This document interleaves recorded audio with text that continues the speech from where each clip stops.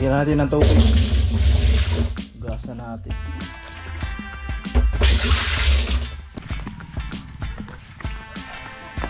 Pag umulan ng malakas, basa na naman to. Hirap na naman tayo sa pagbuhat nito mga kasani, kasi mabigat to pag nakabasa talaga to.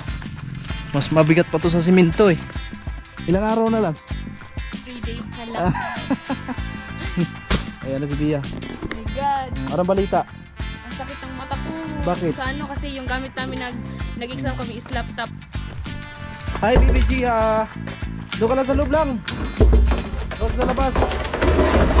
Mga kasani, abangan nyo yung part sa para kay Inday. Maraming salamat again kay Kuya Obi, Twin Ate Erlinda, at si God na po balang magbalik ng maraming blessing po sa inyo, at ingat po kayo palagi, at napakalaking tulong to para kay Inday, kasi ayun nga mga kasani, hindi na namin kailangan pang kung saan sa maghanap ng budget para dito, no? So maraming salamat po talaga, malaking tulong po ito. Yeah. Siya'y tao na handang tumulong sa nangangailangan. Hirap ng buhay at pagsubok man ay naranasan. Nagsumikap makaahon, hinarap lahat ng alon. Siya si sanay parason, natubong ka na mas batik. Isang tao lang maghirap pero may pagsusumikap. Isa rin sa may pangarap na tumulong sa mahirap. Sa simpleng paraan naghahati ng kasiyahan sa mga kababayan at nahihirapan. Hati niya ay saya kasama ang munting ay... Magandang umaga sa ating lahat mga kasanay. Bagong araw pa rin, bagong vlog na naman to. At ngayon po ay bubutasan na po natin yung drum. Makulimlim yung buong paligid mga kasanay. Ayan o. Mukhang malakas yung ulan mga kasanay, kaya butasan na natin itong drum na to. So iwan ko kung anong laman ito. Baka nakakalason yung laman ito mga kasanay, kaya tapon lang natin mamaya pag nabutasan po natin itong dalawa. Ayan, maraming salamat kay paring Ruben Liboon, no? So napakalaking tulong to pre, at ingat ka palagi, at si God na bahalang magbalik ng maraming blessing sa iyo pre. Ayan, sa lahat ng mga viewers namin, mga sponsor, so maraming salamat sa inyo mga kasanay, no? Ayan, so simulan na natin mga kasanay para makahabol tayo. Baka mamaya bumagsak na yung ulan, so ma-stack na ng tubig to, no? Malaking tulong to dito sa ating ginagawa. Ayan, let's go tayo.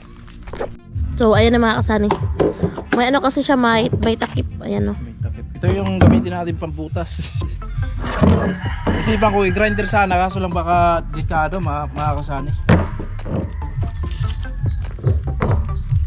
Iwan ko ano kayong laman ito. Ano ang laman yan? Pag inano mo sa damo, pag nilagay mo yan sa damo, mamamatay yung damo. Katulad nung una. Oh. May lason. Demolition ata. Demolition. Kasi bumubula yan eh. Oo nga, nakakalason nga yan. Gusto yan, baby? Hindi lang yung bubutasan, di ba? Try natin.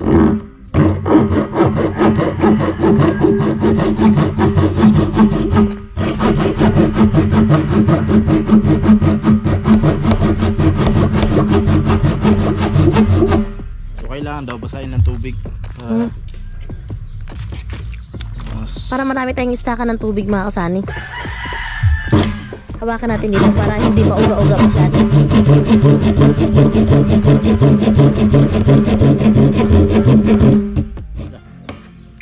Ala, bumaluktot. Ala. Meron yan sila, sila Via Bago. Maganda yun, bago.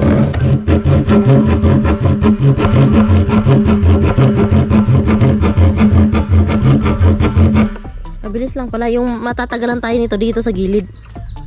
Mabaho. Mabaho nga.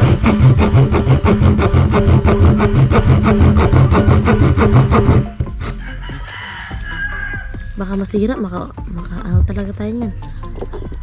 Makabol kaya tayo sa ulan. Baka babagsak na yung ulan. Hindi. Hindi naman na forget. Bubuksan natin yan. Kailangan umulan na. Siyempre, buksan na natin. Kasi para in case pag uulan. So, ilalagay na lang natin kasi nga hindi naman natin alam, so uulan pa gabi, so alangan gabi pa natin yan bubutasan kung kailan umuulan na.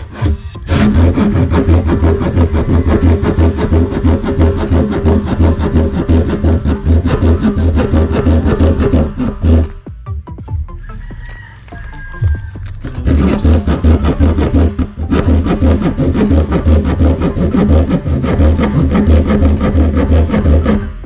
Dito matatagalan yan, no? Dito.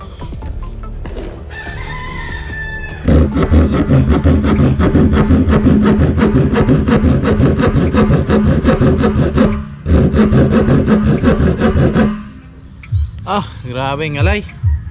Yung hiniram namin na yung hiniram namin mga kasani na ito naputol. Yung hiniram ni Sani naputol.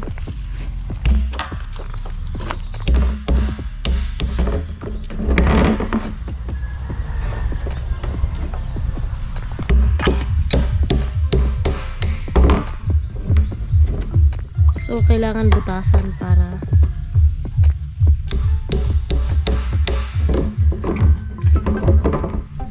Ayan, so bali isang drum lang yung bubutasan natin mga kasani kasi may plano ako dito sa dalawang drum na to na gagawin natin ng tangke, no? Para sa ganun ay meron tayong stock na tubig kung sakali na gagamitin natin doon sa CR. So meron tayong magagamit na tubig doon, no? So abangan nyo na lang kasi may gagawin tayo dito, no? Gawin natin ng tangke. Ayan. So ito, binutasan natin yung isa. Yung isa hindi lang natin butasan yan mga kasani. Pero hugasan po natin, tanggalin natin yung laman yan na meron po siyang laman na di ko alam kung anong nilagay nito. Bumubula siya mga kasanay pag tinapon natin dyan sa mga damo na yan. Mamamatay po yung mga damo, no? Di ko alam, baka anong tawag nun? Demolition? Baka ang laman nito demolition, no? Sa damo. Kasi pag tinapon mo dyan sa mga damo na yan, patay talaga yan. O siguro demolition yung laman nito. Yun na po yung plano natin mga kasani, no? So wag na natin butasan yung isa, tapos gawin natin ng istakan na tubig.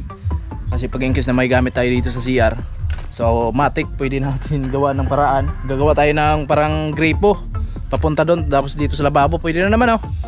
Pwede. Ano, tawag dito para siyang may tawag dito parang may ilagay tayo na parang damit siya na kung may marumi man sa taas so hindi makakapasok sa drum. Kung sa Bisaya salaan, 'di ba? Oh, ganun yung maganda para syempre kasi hindi naman natin siya. Uy, sumasayo si Bibi. Galing ah. Galing. Ayan po mga kasani, yun lang po mga kasani, no. So abangan nyo kasi isusunod natin yung project natin na ito, no, para doon. So pwede siguro butasan yung isa kasi hindi matanggal yung laman. Ay, oo. No? Hindi pala matanggal yung Nakakalason pa naman. Butasan na lang siguro natin. Naglalambing-lambing na naman. Kagaya nga yung sinabi ni Inday, pwede natin lagyan ng dito sa taas na pang sara. No, kasi kung Kalahati lang din yung buksan. kalahati lang naman yung bubuksan natin. Lagyan natin ng pansara na hindi siya mapasok ng lamok or dahon ng mga kahoy, no? Okay, yun na po mga kasani. So ito, butasan muna natin yung isa. Matagal siya butasan kasi mano-mano lang. Wala tayong grinder. Mahirap din pag grinder daw, baka mamaya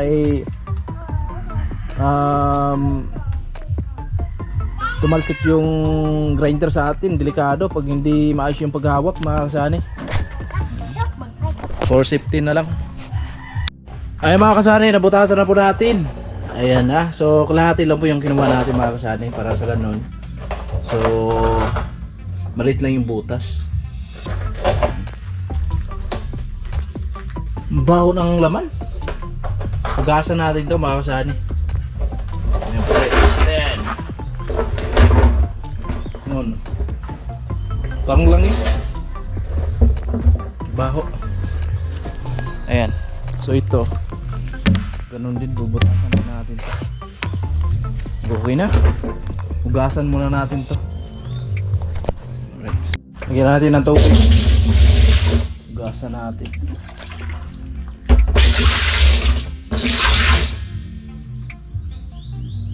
Hindi pa na kuna. Hindi na tutunaw.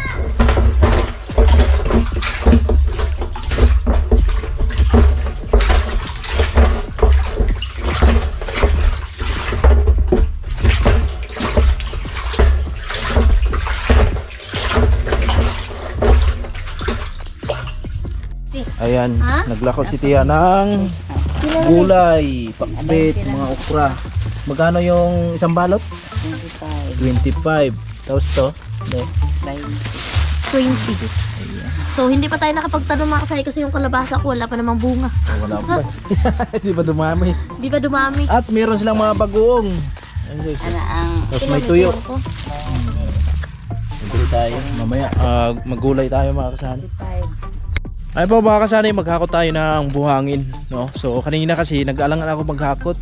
dahil akala ko uulan ng malakas kasi makulimlim yung buong kalangitan dito, no? So ngayon papatuloy po natin, maghakot tayo para maka-ready na po yung mga materialis natin bukas, no? At tuloy-tuloy na po yung plastering natin. So ngayong araw hakot lang muna yung ginawa natin dito. So sana pag walang trabaho si Ramel, may katulong tayo dito sa ating ginagawa. So ayan po, hakot, another hakot.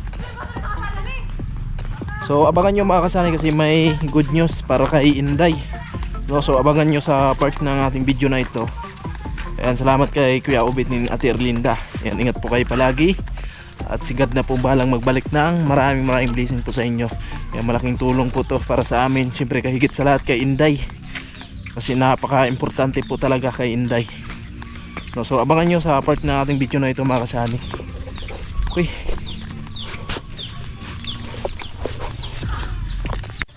Pangalawang balik mga kasani, pangalawang balik. Yung maambon dito sa amin. Binutasan ko rin yung dalawang drum. Ayan, maraming salamat kay paring Robin Libuon.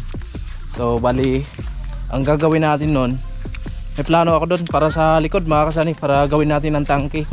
Para sa kanon, pag may gamitan tayo ng tubig, diretso na doon sa lababo, tapos doon sa CR, no? So maistakan siya ng tubig. So abangan nyo kasi may plano ako doon. Kaya maraming salamat kay paring Robin.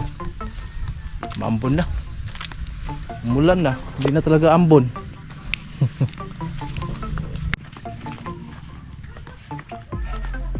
Pag umulan ng malakas, basa na naman to. Hirap na naman tayo sa pagbuhat nito mga kasani, kasi mabigat to pag nabasa talaga to. Mas mabigat pa to sa simento eh. Pero no choice, kasi ito talaga, yan ang sinasabi, pag wala kang tiyaga, wala kang nilaga. Kailangan tiyaga-tiyaga talaga ang kailangan dyan. Ayan. Tayo. Ayan, pangatlong balik. Pangatlong balik. Itong daanan na to, papantay talaga to sa katagalan. Panaydaan ako dito mga kasani, panayhakot ng buhangin, simento. Pantay talaga to. Ito lang naman yung medyo tagilid dito, itong part na to. Pero pag napantay to, makadaan na po yung mga tangkal, yung mag-deliver dito. Yan, medyo tirik kasi ito dito eh. Medyo tirik siya. Alright. Yung sako hindi pa pala kinuha. Okay, another, let's go. Another, let's go.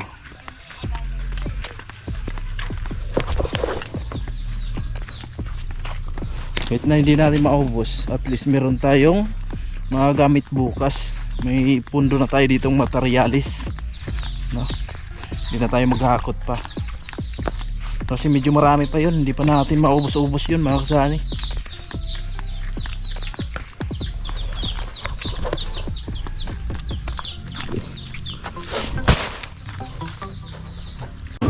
Nagugulay si Inday na Dumi pa dito yung ano mga sitaw. kasani. Ito yung binili namin kanina. Mas maganda talaga, may gulay talaga. Yung may kalabasa kami kasi hindi pa namunga. Fresh talaga yung gulay dito sa probinsya. Di pa kasi nakapag-garden mga kasani kasi ayun tawag dito. Busy pa, tsaka nagtanim na ako dito tapos may maraming mga kambing na hindi nakatali, kinain lang. So kailangan talaga higpit sa bakod. Ang daming sisiw ng aking Bisayang manok. Kita tayo at yan, mga Bisayang manok niya. Marami mga kasani, nasa 11 yung sisiw niya. Ayan. So kailangan talaga pakawala lang siya, kawalan lang para mas lalong malusog yung mga sisiw niya. Huwag nating kulungin kasi pangit pag kinulong yung mga manok. So kailangan nakawala lang siya dito. Pero kailangan alaga mo sa pakain para hindi maglayas, hindi magpunta ng kung saan, no? Kumbaga uwi talaga siya doon sa bahay mo. Hindi talaga pupunta kung saan. Yan, another balik po tayo. So maya tigil na din tayo sa paghakot mga kasani kasi ayan, medyo Dumidilim na po yung panahon. Mukhang malakas talaga tong ulan na to. Okay, let's go.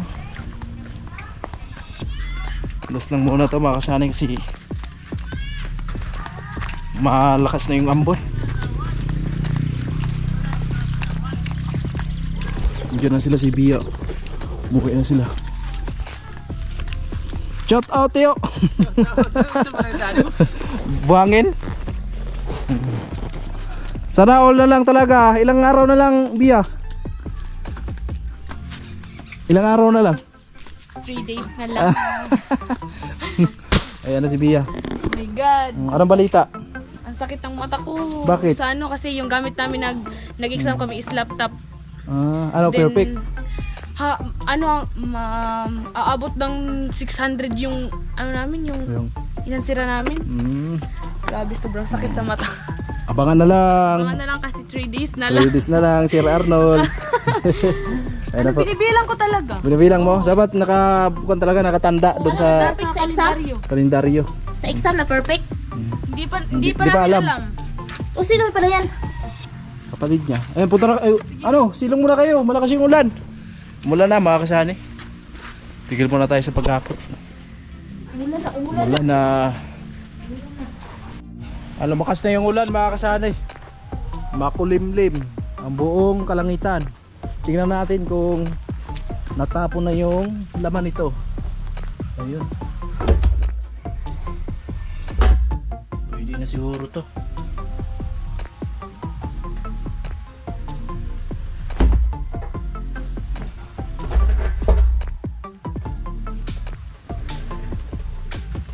Salop na natin to. Alright. Gawin natin dito. Hi BBG, doon ka lang sa loob lang. Huwag sa labas. Dito natin lagay. Kasi andito po yung disposal ng ating tubig sa gutter. Kaya diretso siya dito. Mga kasanay, abangan nyo yung part sa para kay Inday. Maraming salamat again kay Kuya Obit, yung Ate Erlinda, at sigad na po balang magbalik ng maraming blessing po sa inyo, at ingat po kayo palagi, at napakalaking tulong to para kay Inday, kasi ayun nga mga kasanay, hindi na namin kailangan pang kung saan maghanap ng budget para dito, no? So maraming salamat po talaga, malaking tulong po ito. Ayan. Magandang hapon po sa inyong lahat mga kasanay, and syempre sa lahat ng sponsor, sa lahat ng mga viewers namin, magandang hapon po sa inyo.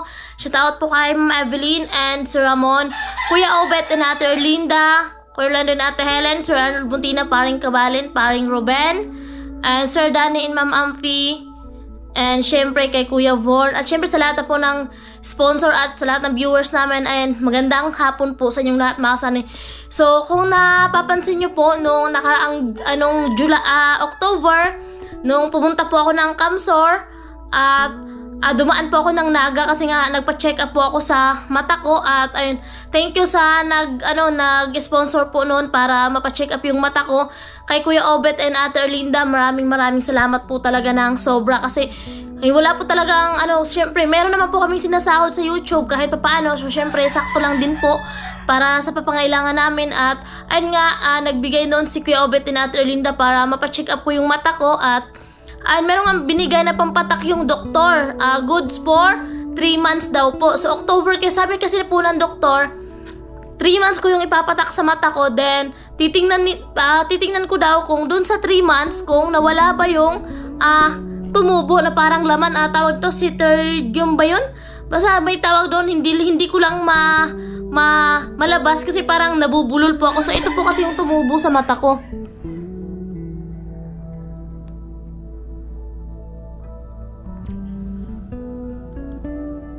So ayan po yung tumubo sa mata ko mga kasanay. Ito lang naman po sa kaliwa lang naman yung meron. Sa awa ng Diyos, wala naman dito sa kabila. At ayun nga, sabi ng doktor, pag 3 months na hindi pa rin siya nawala, so babalik ako kasi susubukan daw yung salamin. Kasi meron daw mga ganito na nawawala, kumbaga parang natutunaw siya sa salamin. Kasi nung tiningnan yung grado ng mata ko, yung isa is 125 dito. Din dito sa kabila is 150. So ito talaga yung malaki yung grado. So hindi na lang ako ng salamin noon kasi nga siyempre bayad ko pa sa check-up, then yung pampatak. So hindi ako, sabi ng doktor kung gusto ko rin daw magpasalamin nung time na yun. So sinabi ko na hindi muna kasi siyempre may pampatak naman, kasi para hindi na po tayo magiging doble gastos. Kaya sinubukan ko muna mga kasana yung pampatak. So ayun nga, October, November, December, so January. So 3 months na po siya nung 20 po ata kami, 20 o 21 ba yun? Basta nakakapacheck up ako nun. So 3 months na siya mga kasane, then kailangan ko na rin bumalik para ayun nga, mapacheck natin yung mata ko. At ay nasabi ko rin po ito sa live, at syempre sa live namin at sa vlog ata nasabi ko rin.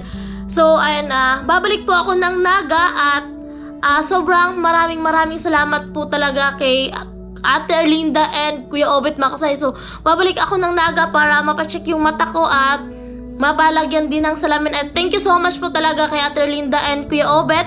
Si Papagad na po ang bahalang magbalik ng maraming blessings sa inyong buong pamilya, and good health lang po palagi. So kung hindi po dahil sa inyo, so hindi ako makakabalik ulit. Kasi syempre mga sanay, kapag babalik ng Naga, syempre mamasahe ka papunta doon, then pabalik. At syempre wala naman talaga tayong kakilala doon na may bahay na pwede tayong makitulog. So magre-rent kami ng hotel.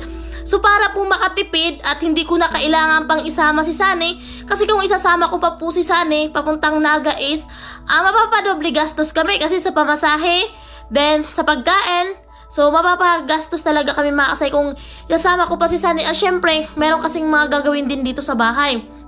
So yung mama po ni Lisa is magpapacheck up din po sa mata niya, kasi nga yung mata niya, lahi po kasi namin mga kasani na meron po talagang tumutubo dito sa mata namin. So akala namin katarata, tong tinignan ng doktor yung sa akin, so hindi siya katarata.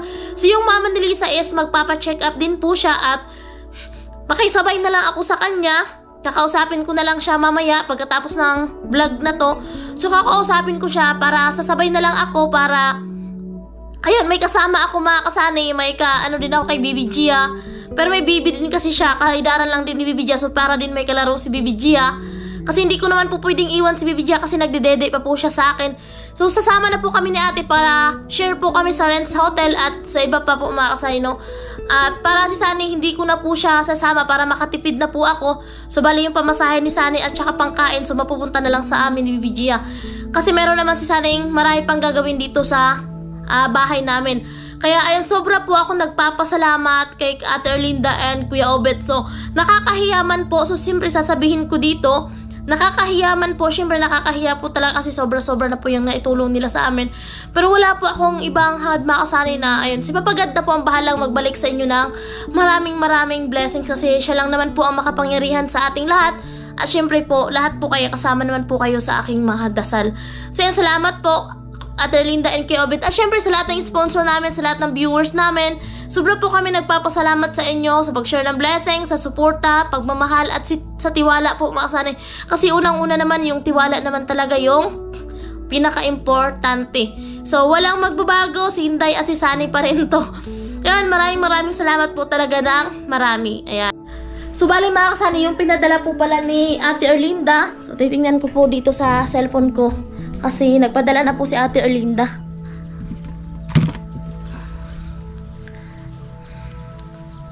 So bali yung pinadala po ni Ate Erlinda is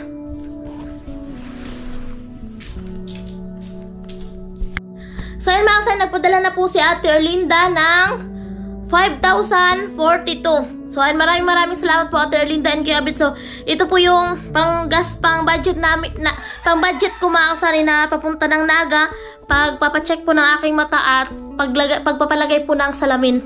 Ayan, 5,042. Ayan, maraming salamat po Ate Erlinda and Kuya Obet. More blessings po ang darating sa inyo, at bigyan po kayo ng malakas sa papangatawan kayong buong pamilya, and ingat po kayo dyan palagi. More blessings pa po, and maraming salamat po talaga ng marami. At syempre sa lahat ng sponsors, sa lahat ng viewers namin, maraming salamat po. Ingat po kayong lahat dyan palagi, and mahal na mahal po namin kayo. Bye bye po, and God bless po sa ating lahat. I love you.